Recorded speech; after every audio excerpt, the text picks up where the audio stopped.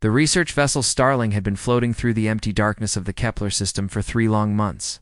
The ship was small, built for science rather than war.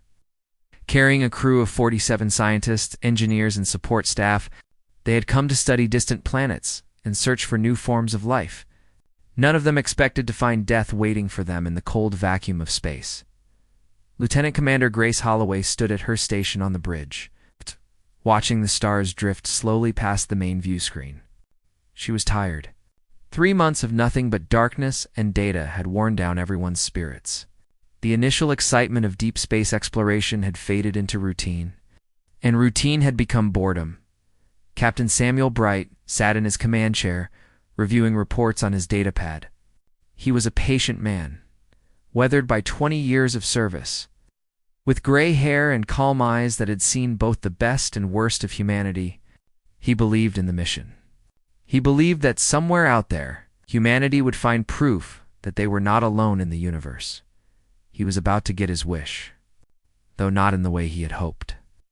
"Captain," said Communications Officer Danny Ortiz, his voice suddenly sharp with confusion, "I'm picking up something strange.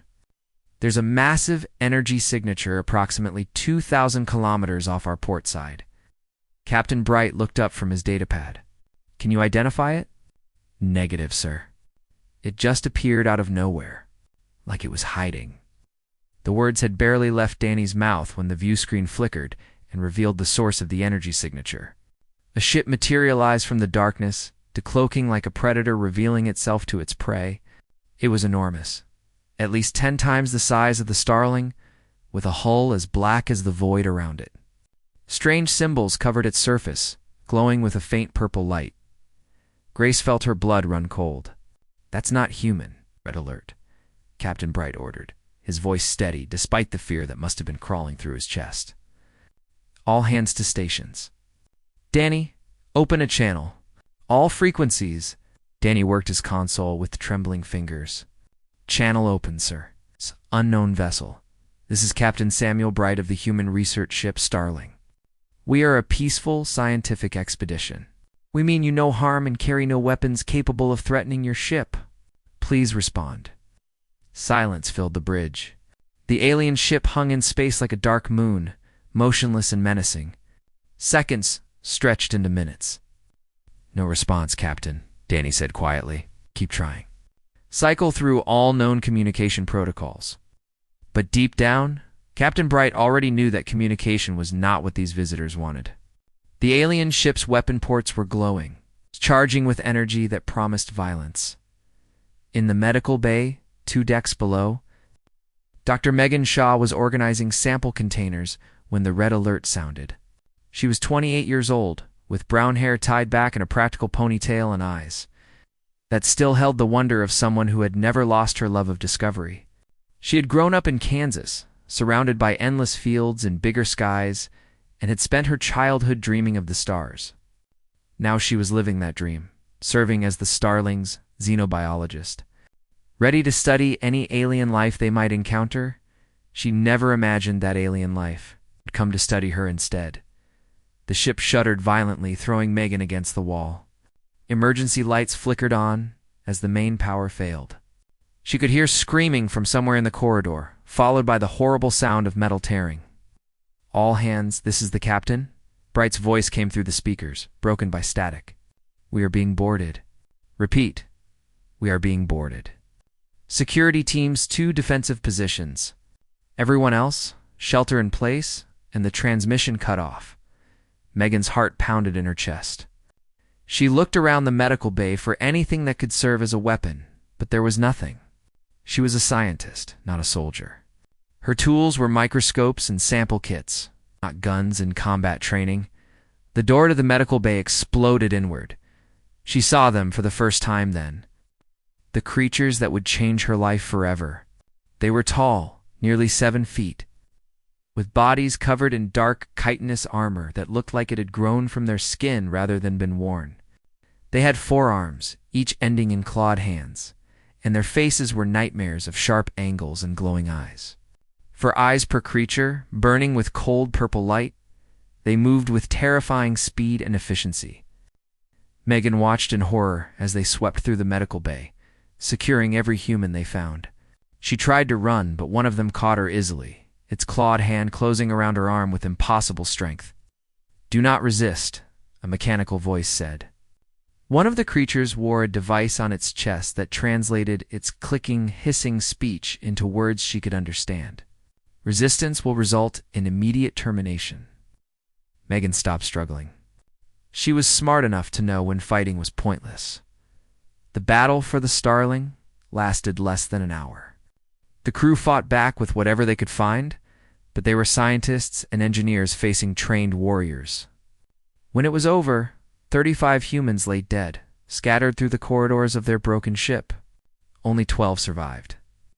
Gathered together in the cargo bay under the watchful eyes of their captors, Megan stood among them, her arm bruised where the alien had grabbed her. She saw Captain Bright nearby, blood running from a cut on his forehead but still standing tall. Danny Ortiz was there too, along with Chief Engineer Paula Vance and 8 others, whose faces she recognized from meals in the cafeteria and conversations in the corridors. The creature with the translator device stepped forward. Its 4 eyes swept over the prisoners like a farmer examining livestock. "I am Commander Vethril of the Vethkai Dominion," it said. "Your species is unknown to us. This is interesting. We have conquered 17 worlds. We have cataloged and studied hundreds of species. But humans are new." Captain Bright stepped forward. "We are a peaceful people. We came here to explore, not to fight. If you release us, we will leave this system and never return." Vethril made a sound that might have been laughter. "You misunderstand your situation, human. You are not guests. You are not prisoners to be ransomed. You are specimens. We will study you. We will learn everything about your species. Your strengths, your weaknesses, how much pain you can endure, how long you can survive." His 4 eyes moved across the group and stopped on Megan. She felt the weight of that gaze like a physical force pressing against her chest. "That one," Vethril said, pointing at her with one clawed finger. "The female. She has something in her eyes. Defiance. Spirit. We will begin with her." 2 guards moved forward and grabbed Megan's arms. She struggled instinctively, but their grip was like iron. "No," Captain Bright shouted, trying to intervene. A guard struck him down with casual violence, sending him crashing to the floor. As they dragged her away, Megan looked back at her crewmates. She saw the horror in their eyes, the helplessness. She wanted to tell them something brave, something that would give them hope. But no words came. The last thing she heard before the cargo bay doors closed behind her was Danny Ortiz's voice, broken with grief. God help her. God was very far away. And the Vethkai did not believe in mercy. The interrogation chamber was cold. That was the first thing Megan noticed as the guards dragged her through the heavy metal doors. The temperature was low enough to raise goosebumps on her skin, low enough to make her breath come out in small clouds of mist. The Vethkai preferred the cold, she realized. It was comfortable for them and miserable for everyone else. The room was circular, with walls made of dark metal covered in strange symbols and blinking lights. In the center stood a platform with energy restraints that glowed with the same purple light as the alien's eyes. Medical equipment lined the walls, though nothing that looked familiar to Megan. These were not tools designed to heal. They were tools designed to hurt, to measure, to record. The guards lifted her onto the platform and secured her wrists and ankles in the energy restraints. The bands of light felt solid, like being gripped by invisible hands. She could not move her arms or legs at all, no matter how hard she tried. A new Vethkai entered the room. This one was different from the warriors who had captured her. It moved more slowly, more carefully, and its eyes held a curious light, rather than the cold aggression of the soldiers. It wore a white covering over its chest that Megan recognized as some kind of laboratory coat. "I am Kreshver," it said through a translator device, "Chief Science Officer of this vessel. I study new species. I learn what makes them strong and what makes them weak. I document everything." Megan's voice came out stronger than she expected. "I'm a scientist too, a xenobiologist. I study alien life. Kreshbert tilted its head, a gesture that might have indicated interest. Then you understand the importance of research. You understand that knowledge must be gained, even when the process is unpleasant. Research doesn't have to involve torture, perhaps not for your species. But the Vethkai have found that the most useful data comes from testing limits. We must know how much a species can endure, how they respond to pain, how quickly they break. Kreshver moved closer, its 4 eyes examining her like she was a specimen under a microscope. Your fleet. Where is it positioned? What are your military capabilities? Megan almost laughed despite her fear. I'm a scientist. I study microorganisms and bacteria. I don't know anything about military positions or fleet movements. I couldn't tell you even if I wanted to. Then you will serve a different purpose, Kreshver said, and there was no emotion in its translated voice. You will help us understand human limitations, the physical boundaries of your species. This data will be valuable when we eventually encounter your civilization in greater numbers. The examination began. Kreshver worked methodically, like any good scientist. It started with simple tests, measuring her vital signs, taking blood samples, recording her responses to light and sound. Then the tests became more invasive. Then they became painful. Then they became something worse than painful, something that went beyond words. Megan learned things about herself in that room. She learned that she could scream louder than she ever thought possible. She learned that there were levels of pain she had never imagined, depths of suffering that made her beg for unconsciousness. She learned that the human body could endure far more than the human mind wanted to accept. But she also learned something else, something that surprised her and maybe surprised Kreshver too. She did not break. Hours passed. The tests continued. Kreshver documented everything with scientific precision, recording her reactions, measuring her responses, noting the exact moment when each new threshold of pain was crossed. But through it all, Megan held on to something deep inside herself, a core of stubbornness that refused to shatter no matter how much pressure was applied. She thought about Kansas. She thought about the sunflower fields that stretched to the horizon, golden and beautiful under summer skies. She thought about her mother's voice singing old songs while making breakfast. She thought about the first time she had looked through a telescope and seen the stars up close. The moment when she knew she would spend her life chasing them. The Vethkai could hurt her body. They could make her scream and cry and beg. But they could not touch those memories. They could not take away who she was. Fascinating, Kreshver said, its translator conveying what might have been genuine interest. Your species has a remarkable capacity for endurance. Most subjects would have entered a catatonic state by now. Their minds would have shut down to escape the stimulation. But you remain conscious. You remain aware. Why? Megan looked at the alien through eyes swollen from tears. Her voice was barely a whisper, her throat raw from screaming. Because giving up means letting you win, and I would rather die than let you win. That can be arranged, Kreshver said simply. The tests continued for another 2 hours. Kreshvar pushed harder, curious now about where the breaking point lay. It had broken thousands of specimens from dozens of species over its long career. Every creature had a limit.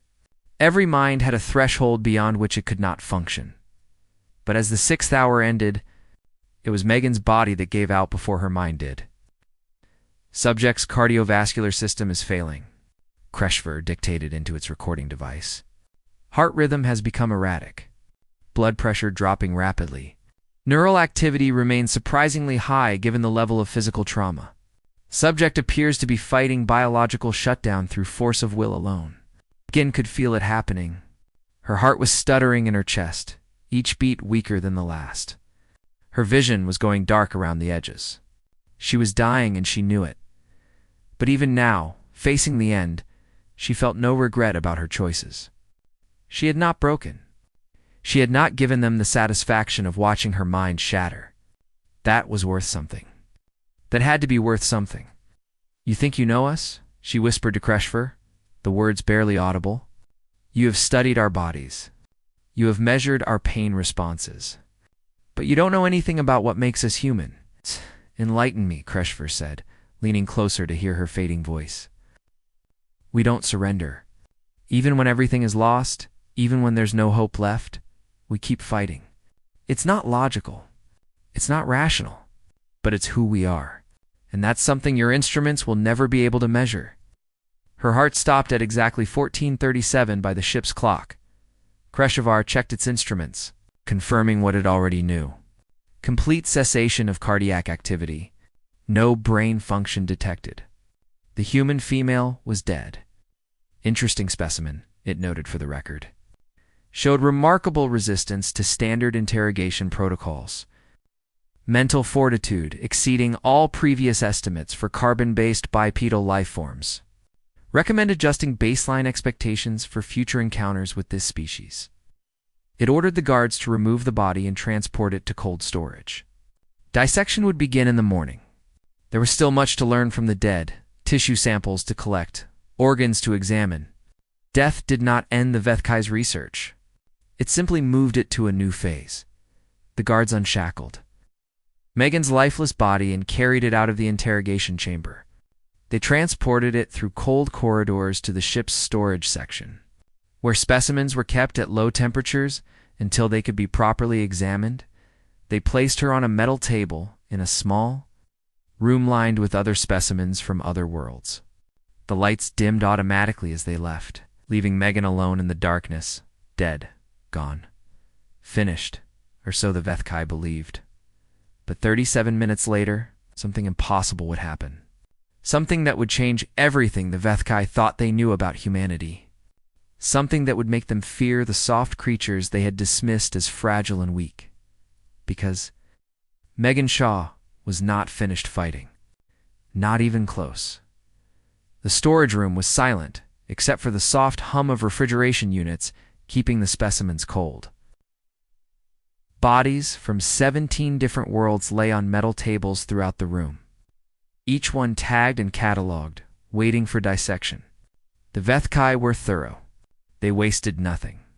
Even the dead had secrets to reveal. Trellick was a junior technician assigned to specimen preparation. It was not glamorous work, but someone had to do it. He entered the storage room 37 minutes after the human female had been placed there, carrying his tools and datapad, ready to begin the preliminary work before Kreshovar arrived for the full dissection. He found her on table 7. She looked peaceful in death, which was unusual. Most specimens showed expressions of terror or pain frozen on their faces. But this human looked almost serene, as if she were merely sleeping. Trellick set down his tools and began scanning her body with his instruments. Standard procedure. Record the baseline readings before making any incisions. He noted the lack of cardiac activity, the absence of brain function, the falling body temperature. Everything was normal. Everything was as expected. Then the body sat up. Trellick stumbled backward so fast that he crashed into the table behind him, sending instruments clattering to the floor. His mandibles clicked in alarm, a sound of pure instinctive fear that his species made only when facing something their minds could not process. The human's eyes opened. They were different somehow, deeper, as if something vast and unknowable had looked into them and left a mark. She looked around the room slowly, taking in her surroundings, and then she looked down at her own hands. Impossible, Trellick managed to say, his translator turning his clicks and hisses into words. You were dead. The readings confirmed complete biological termination. No cardiac activity. No neural function. You were dead. Megan Shaw flexed her fingers. She could feel them again. She could feel everything again. The pain from the torture was still there, but distant now. Like an echo of something that had happened to someone else long ago. I was dead. She agreed, her voice strange to her own ears. Rougher, changed. Remember it. I remember the darkness. I remember floating in nothing, being nothing. She turned to look at Trellick, and the alien technician took another step backward. And then I remembered who I was. What I was, and I decided I wasn't finished yet. That is not possible, Trellick insisted. But his voice was shaking. Death is final. It is the one, absolute, in all the universe. No species returns from death. Not naturally. Not without advanced technology or intervention. Megan smiled, and there was something terrible in that smile. Something that spoke of dark places visited and battles fought in realms beyond physical existence. Maybe that's true for other species? Maybe that's been true for every world you've conquered. But humans are different. She swung her legs off the table and stood. Her body protested, muscles screaming, bones aching, but she forced it to obey. She had gone somewhere far away and come back. Compared to that journey, physical pain meant nothing. Trellick hit the alarm. Within minutes, the storage room was filled with Vethkai. Guards with weapons drawn, scientists with scanning equipment, officers shouting orders in their clicking language, and pushing through them all came Kreshfer, chief science officer who had personally documented her death. He stopped when he saw her standing there. His 4 eyes blinked in what might have been the Vethkai equivalent of shock. "I recorded your time of death myself," he said. "I verified it with 3 separate instruments. Your heart stopped. Your brain activity ceased. You died." "Your records are accurate," Megan replied. "I did die. I felt my heart stop.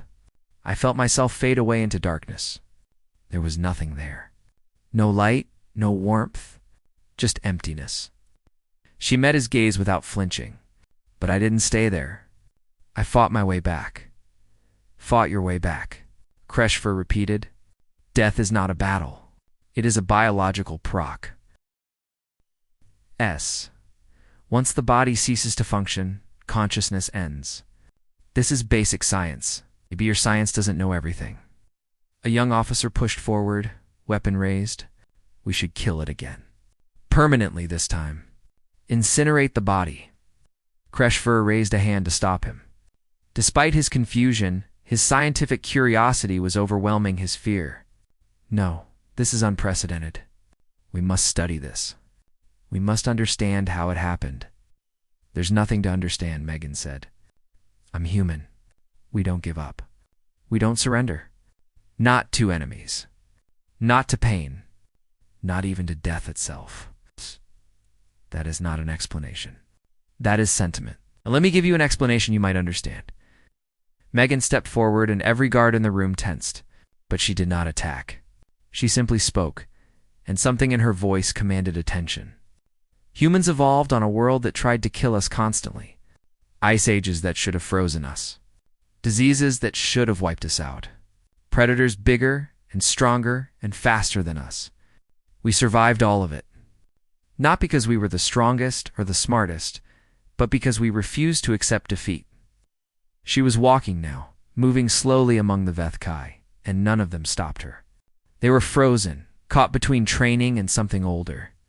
Something primitive. Fear. Over thousands of generations, that refusal became part of us, written into our very being. When a human is pushed to the edge, when everything seems lost, something inside us wakes up. Something that says no. Not today. Not like this. I will not accept this ending. She stopped in front of Kreshver.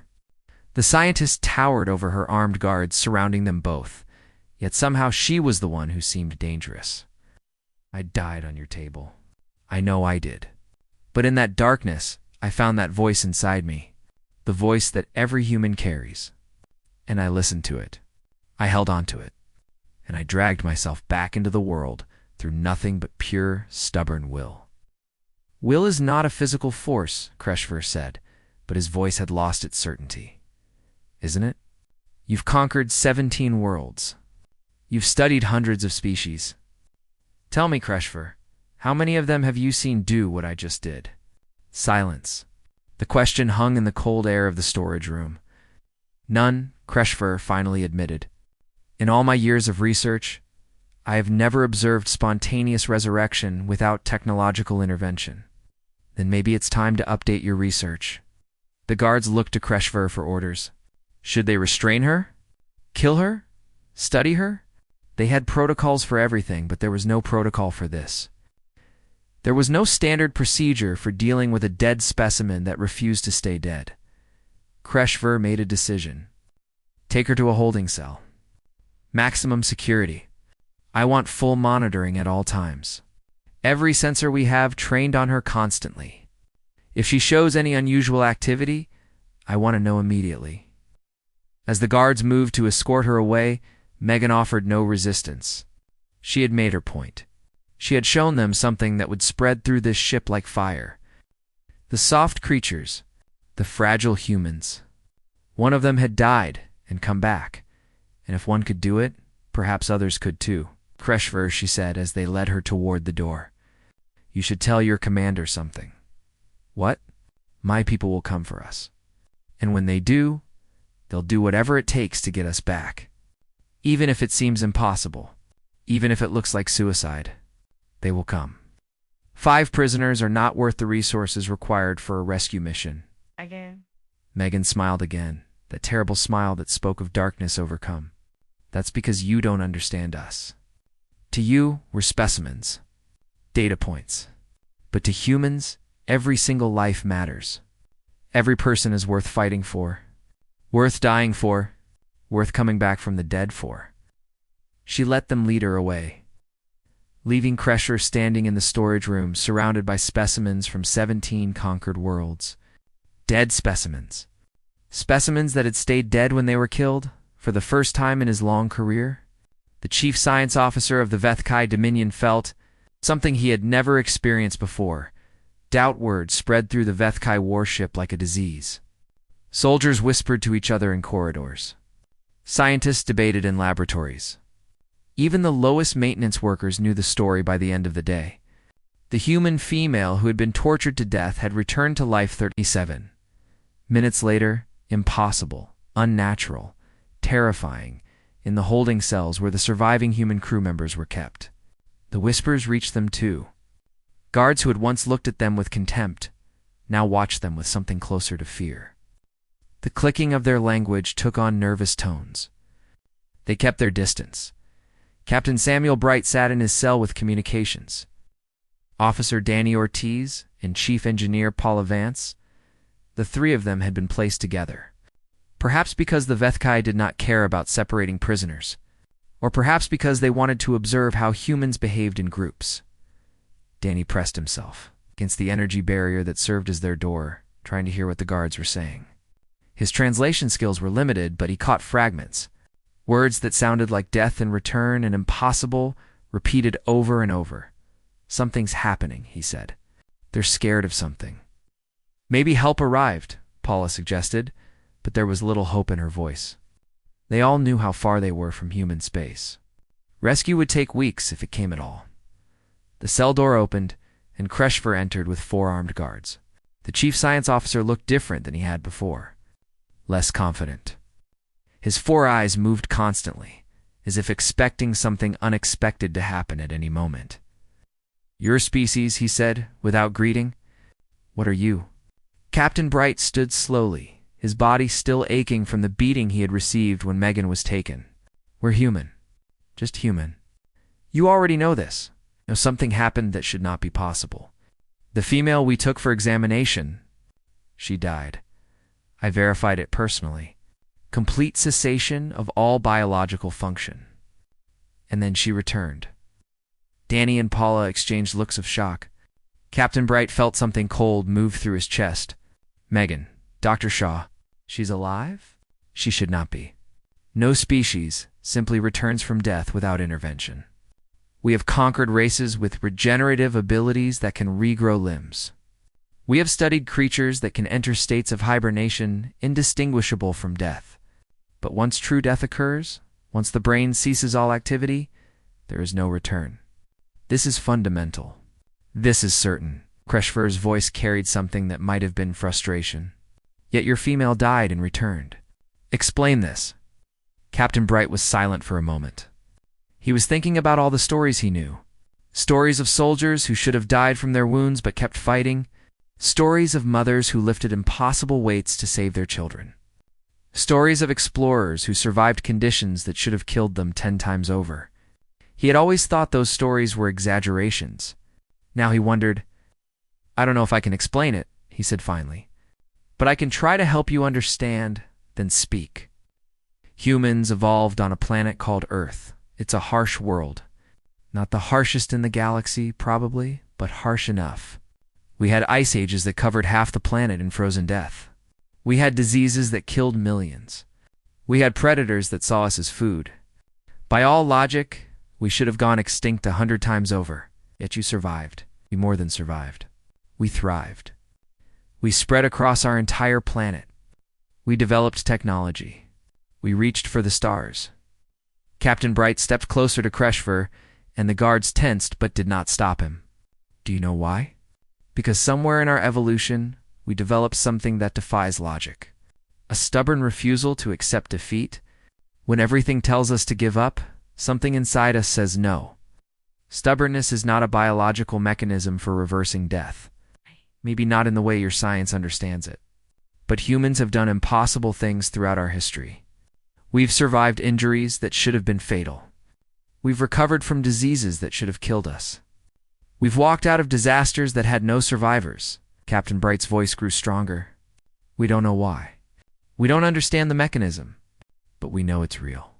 We've seen it too many times to deny, Paula Vance spoke up, her engineering mind working through the problem.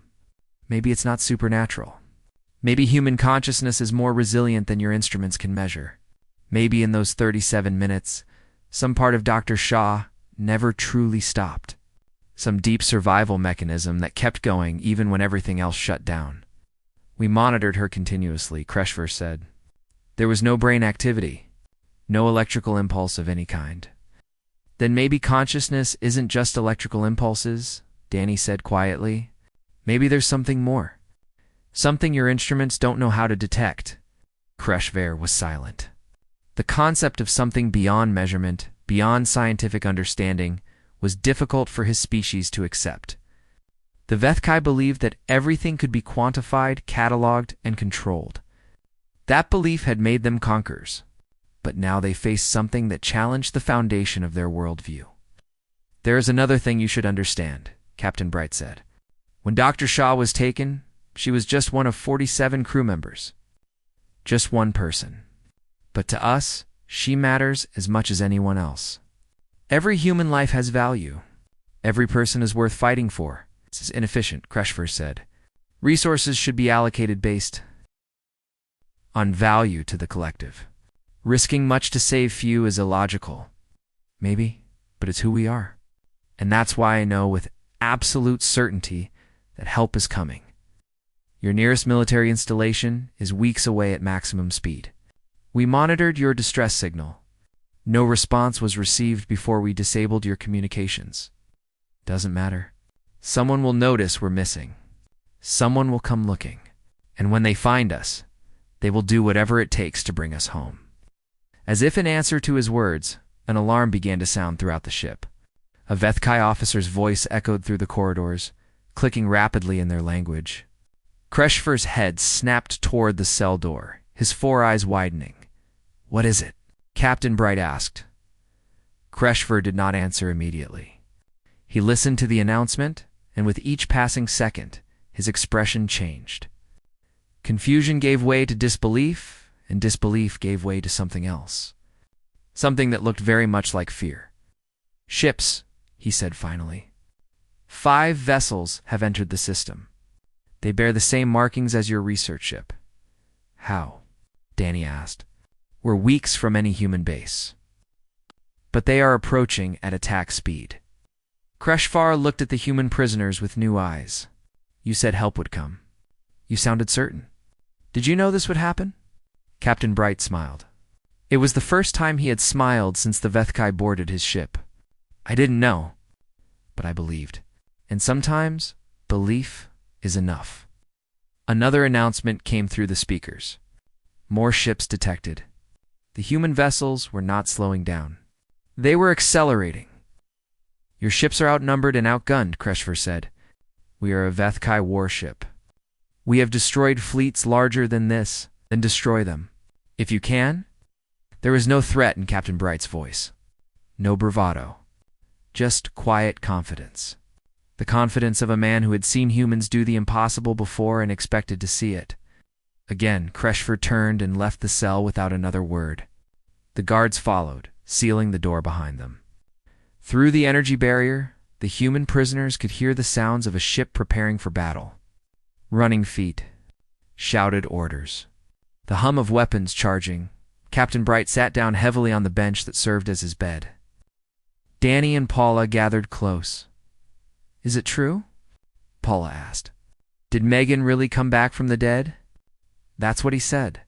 "How is that possible?" Captain Bright thought about it for a long moment. Then he shrugged, a very human gesture that conveyed acceptance of things beyond understanding. "We're human," he said simply.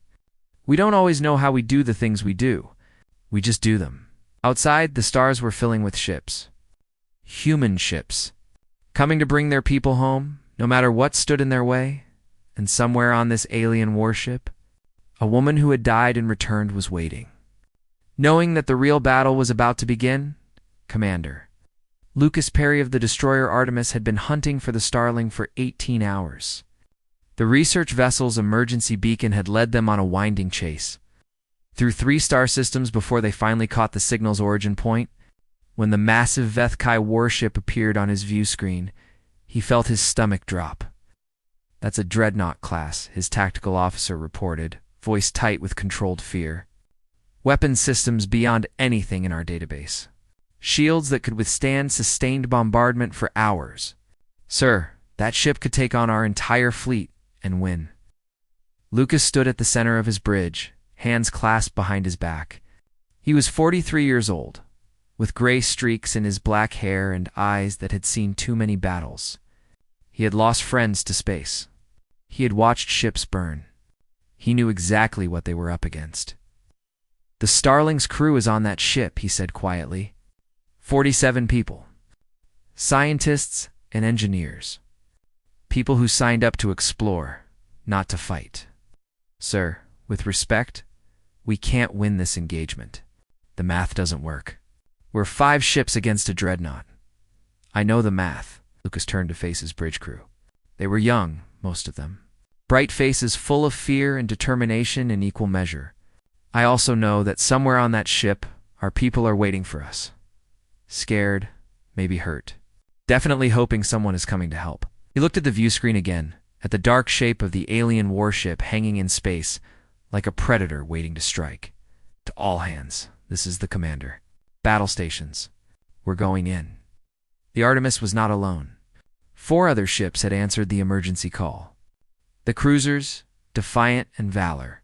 The destroyer, Killback. And the medical frigate Mercy, whose captain had insisted on joining the rescue mission despite having minimal weapons. Every ship in range had come. Not because command ordered them to, but because 47 humans needed help. "Commander." Vethril watched the approaching fleet from his position on the warship's bridge. His tactical officers were already calculating firing solutions, confident in their superior firepower. This would be easy. This would be routine.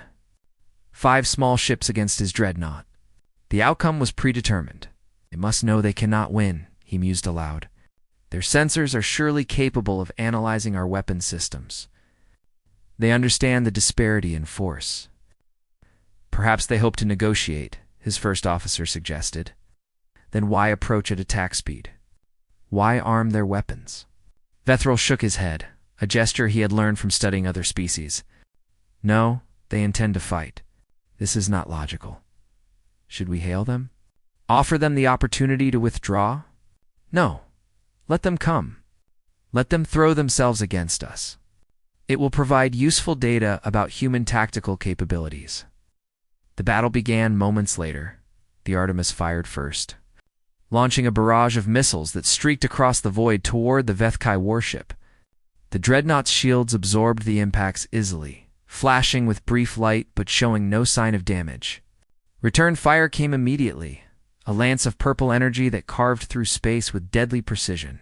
"Evasive action," Lucas shouted, and the Artemis rolled hard to starboard.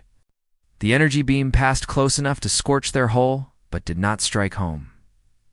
The other human ships were engaging now, spreading out to attack from multiple angles. Their weapons pounded against the dreadnought's shields, each impact doing minimal damage, but forcing the HFY to divide their attention. It was like watching dogs harass a bear. They could not kill it, but they could make it work for its meal. On the HFY warship, Megan watched the battle through a viewing port in her cell. She had been moved to a more secure location after her resurrection, surrounded by guards who watched her constantly. But they could not stop her from watching the stars fill with fire. "They came," she whispered. "I knew they would." The guard nearest to her heard and responded through his translator. "They will die. All of them. Your ships cannot penetrate our shields. Watch." The human ships were taking damage. The Defiant lost its primary engine to a direct hit and began to drift. The Valor's shields failed, leaving it vulnerable. One by one, the small human vessels were being torn apart by the superior Vethkai firepower. But they did not retreat. They did not flee. They pressed their attack with the desperation of people who had already accepted death and decided it was worth the price. Then the keelback did something. Insane Commander Angela Ross of the keelback had served in the Navy for 20 years. She had never lost a crew member under her command. When she saw the Dreadnought's main weapon charging for a killing shot on the already damaged Defiant, made a decision that would be remembered for generations. "All hands, abandon ship. Get to the escape pods." "That's an order, Commander. What are you doing?" "What needs to be done? Go. Now." She waited until the last escape pod had launched. Then she aimed her crippled destroyer directly at the Vethkai Dreadnought's main weapon array and pushed the engines to maximum. The impact was devastating. The keelback struck the weapon array at full speed, its hull crumpling like paper, but transferring all of its momentum into the enemy ship. The Dreadnought's main guns exploded in a cascade of purple fire. Secondary explosions rippled across its hull as power conduits overloaded. On the Vethkai bridge, chaos erupted. Damage reports flooded in from every section. The main weapons were gone. Shield generators were failing. And the human ships, the tiny human ships that should have been destroyed by now, were still fighting. "This is not possible," Vethril said, staring at his tactical display. "They sacrificed a ship. An entire vessel. To disable our weapons, Commander. What are your orders?" Vethril had conquered 17 worlds. He had broken countless species. He had never faced an enemy willing to destroy themselves just to create an opening. Before he could respond, alarms sounded throughout the ship. Hull breaches on multiple decks. Human boarding parties had penetrated their defenses while they were distracted by the keelback sacrifice. Lucas Perry led the boarding team personally. He crashed through the corridors of the alien warship with 20 Marines at his back. Fighting through every resistance with a fury born of desperate hope, they had one mission: find the prisoners, bring them home. He found Captain Bright and the others in the holding cells on Deck 7. The guards had fled, either to fight the invaders or simply because they no longer knew what to do. The humans were alone, still locked behind energy barriers. "Captain Bright," Lucas said, working the alien controls to release them. "Commander Lucas Perry, Destroyer Artemis. Sorry we're late." Bright stepped out of his cell, his legs unsteady, but his eyes bright with relief. "You came. Against that thing out there, you actually came. 47 people. Every one of them worth fighting for." Lucas handed him a spare weapon. "Can you walk?" "I can do more than walk. But there's someone else. Dr. Megan Shaw. She's being held separately. We'll find her. Let's move." They found Megan 2 decks up, still surrounded by guards who refused to abandon their post. The firefight was brief. When it was over, Lucas approached the cell where she waited, watching him with those strange eyes that had seen the other side of death. "Dr. Shaw, I'm here to take you home, I know." She smiled, and despite everything she had been through, there was warmth in it. "I knew someone would come."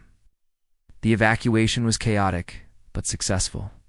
The human ships, battered and barely functional, managed to recover all 12 surviving crew members plus the Marines who had rescued them. The Vethkai warship, crippled by the keelback's sacrifice, was unable to pursue. As the Artemis limped toward safety, Megan stood at a viewing port and watched the alien dreadnought shrink behind them. Kreshver was still on that ship. Vethril was still on that ship. All the creatures who had hurt her, studied her, killed her, they were being left behind. Commander Perry joined her at the port. "Medical wants to examine you. They say there's something unusual in your readings." It probably is. Megan did not turn away from the view. I died back there. I actually died. And then I came back. The crew is talking about it. Some of them think it's a miracle. Others think you were never really dead. What do you think? Perry considered the question. I think humans have been doing impossible things since we climbed down from the trees. I think there's something in us that doesn't know how to quit. And I think whatever happened to you on that ship, it's just proof that we're stranger and stronger than even we realize. Megan finally turned to look at him. The Vethkai have conquered 17 worlds. They've broken hundreds of species. They thought they understood us. And now they know they don't. And that terrifies them more than any weapon ever could. Weeks later, Kreshverse submitted his final report to the Vethkai High Command. He documented everything. The capture, the interrogation, the death, the resurrection. The battle that should have been easy but nearly destroyed them. The humans who sacrificed everything to save 12 prisoners. At the end of his report, he included a recommendation. Species designation. Human. Classification. Extreme threat. Recommended action. Do not engage. Repeat. Do not engage. They do not fight like other species. They do not think like other species. They do not die like other species. Until we understand them better, all contact should be avoided.